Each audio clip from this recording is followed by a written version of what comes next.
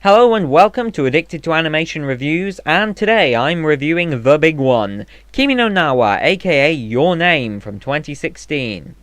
Now, this is a movie which came across to me as absolutely stunning. The film's about a boy and a girl who keep waking up in each other's bodies and having to deal with one another's lives before the girl's entire rural town gets blown up by a meteorite heading towards the Earth.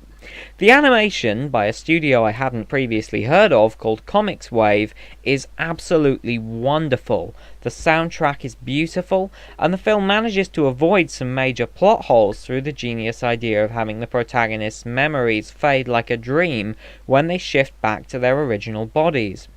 This is also the only time I've ever seen the concept of body swapping in anime used in a non-disturbing and non-sexualized way, instead treating the characters and their relationships and friendships completely seriously.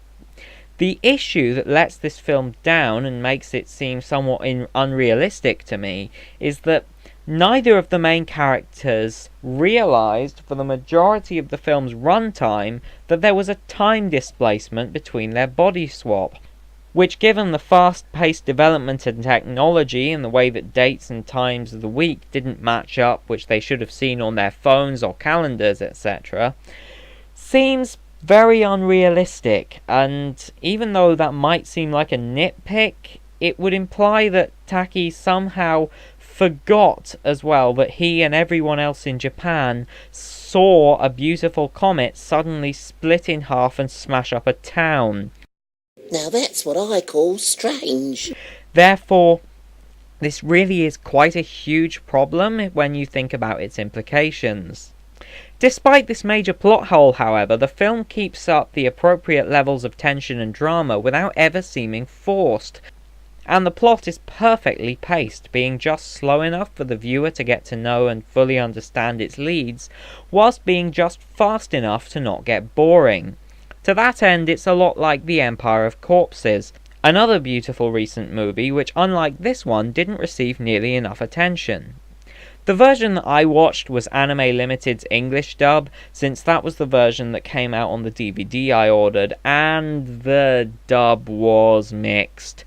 Most of the voice acting was fine, but Michael Sinterniklaas really didn't sound like he was putting all that effort into giving a convincing performance as the lead role of Taki.